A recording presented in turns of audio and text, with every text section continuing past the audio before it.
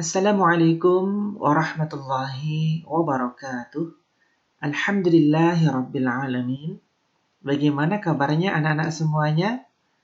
Mudah-mudahan kalian selalu sehat, selalu dalam lindungan Allah Subhanahu wa taala. Amin ya rabbal alamin. Pada kesempatan kali ini bersama saya Pak Slamet Tahirin akan menyampaikan materi pendidikan agama Islam dan Budi Pekerti kelas 8 semester 1. Kali ini kita memasuki bab 2, yaitu meyakini kitab-kitab Allah Subhanahu wa taala dan mencintai Al-Qur'an. Sebelum kita masuk ke materi, ada beberapa tujuan pembelajaran yang ingin saya sampaikan. Yang pertama, peserta didik mampu menjelaskan pengertian iman kepada kitab-kitab Allah dengan benar. Kemudian yang kedua, menunjukkan dalil iman kepada kitab-kitab Allah dengan benar. Dan yang ketiga, menyebutkan kitab-kitab dan rasul penerimanya dengan benar. Dan yang keempat, menunjukkan dalil nakli tentang nama-nama kitab-kitab Allah dengan benar. Selanjutnya, di bab 2 ini, meyakini kitab-kitab Allah Subhanahu wa taala dan mencintai Al-Qur'an, ada dua hal yang ingin saya sampaikan atau yang akan kita pelajari bersama, yaitu yang pertama berkaitan dengan dalil beriman kepada kitab Allah. Kemudian yang kedua, pengertian dan hikmahnya. Hikmah beriman kepada kitab-kitab Allah Subhanahu wa taala.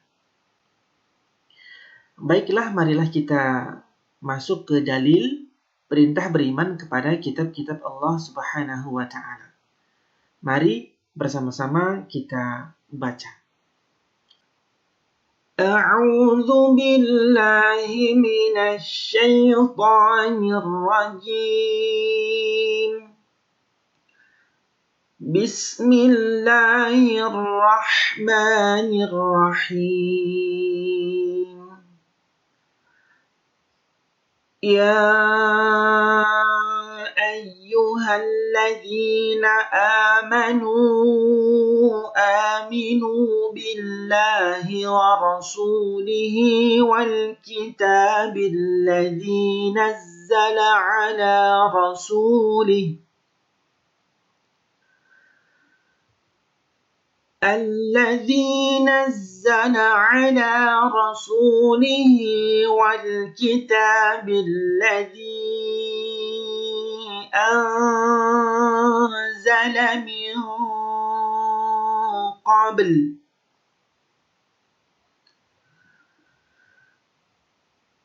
ومن يكفر بالله وملائكته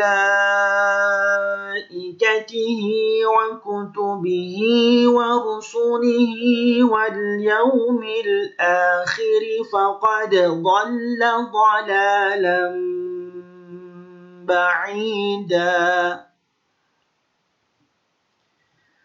Artinya, wahai orang-orang yang beriman, tetaplah beriman kepada Allah dan Rasul-Nya, yakni Nabi Muhammad sallallahu alaihi wasallam, dan kepada kitab Al-Qur'an yang diturunkan kepada Rasul-Nya, serta kitab yang diturunkan sebelumnya.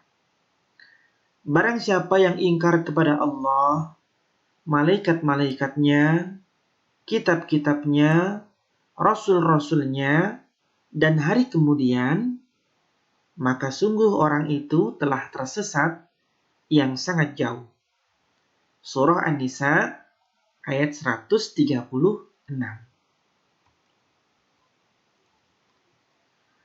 Mari kita lanjut pengertian iman kepada kitab Allah. Secara bahasa, iman itu artinya percaya. Kalau secara istilah, al-iman huwa tasdiqun bil qalbi wa iqrarun bil lisan wa amalun bil arkan. Iman artinya meyakini di dalam hati, mengucapkan dengan lisan, dan mengamalkan dengan perbuatan. Kaitannya dengan beriman kepada kitab-kitab Allah, maknanya adalah percaya dan yakin dengan sepenuh hati bahwa Allah Subhanahu wa Ta'ala telah menurunkan kitab-kitabnya kepada para rasulnya. Ajaran yang terdapat di dalam kitab tersebut disampaikan kepada umat manusia sebagai pedoman hidup agar dapat meraih kebahagiaan di dunia dan di akhirat. Ini adalah nama-nama kitab-kitab Allah yang diturunkan kepada nabinya, kepada rasulnya. Yang pertama adalah kitab Taurat. Ini diberikan kepada Nabi Musa alaihi salam. Yang kedua adalah Zabur, diberikan kepada Nabi Daud alaihi salam. Yang ketiga adalah Injil, diberikan kepada Nabi Isa alaihi salam. Dan yang keempat adalah Al-Quran, diberikan kepada Nabi Muhammad sallallahu alaihi wasallam. Ya, perhatikan, kita baca dengan perlahan-lahan supaya kita paham. Yang pertama berkaitan dengan kitab Taurat. Ya. Kitab Taurat ini diturunkan atau diberikan kepada Nabi Musa alaihi salam. Kitab Taurat diturunkan pada abad yang ke-12 sebelum Masehi. Kitab Taurat diwahyukan kepada Nabi Musa alaihi salam pada abad ke-12 sebelum Masehi. Nama Taurat berarti hukum atau syariat. Pada saat itu Nabi Musa alaihi salam diutus oleh Allah Subhanahu wa Ta'ala untuk berdakwah kepada bangsa Bani Israel. Oleh sebab itu, tepat sekali kalau kita meyakini bahwa kitab Taurat diperuntukkan sebagai pedoman dan petunjuk hidup bagi kaum Bani Israel saat itu. Adapun bahasa yang digunakan dalam kitab Taurat adalah bahasa Ibrani. Sebagai Muslim, kita sangat meyakini akan keberadaan kitab Taurat ini.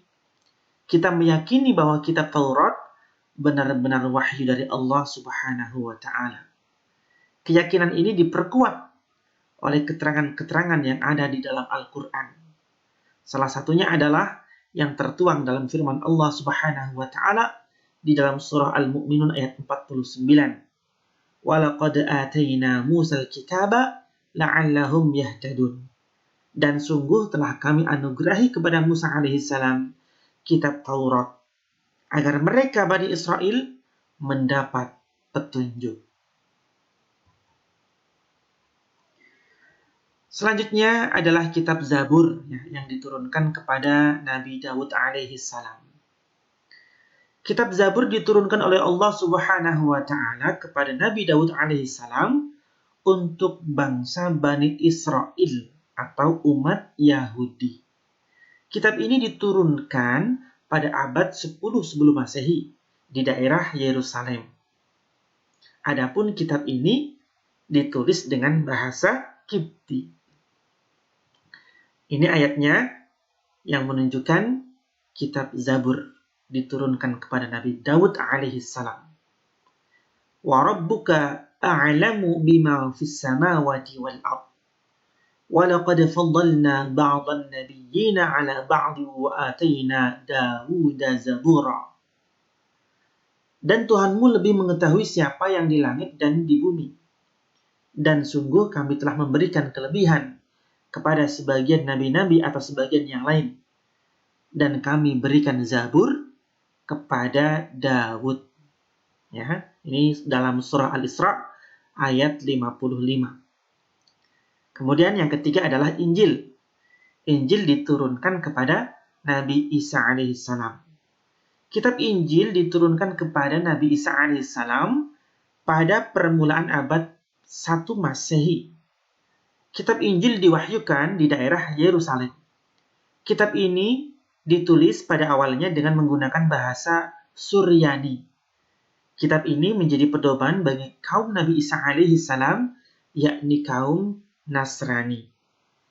Allah Subhanahu wa Ta'ala berfirman, "Qala inni Abdullah." ataniyal kitaba wa ja'alani nabiyya. Dia Isa berkata, sesungguhnya aku hamba Allah. Dia memberiku kitab Injil dan dia menjadikan aku seorang nabi. Surah Maryam ayat 30. Dan yang terakhir adalah Al-Quran, diturunkan kepada Nabi Muhammad sallallahu alaihi wasallam.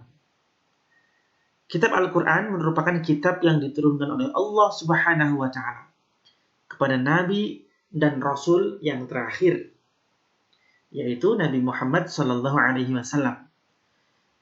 Kitab suci Al-Quran diturunkan oleh Allah Subhanahu wa taala sebagai penyempurna dan membenarkan kitab-kitab sebelumnya.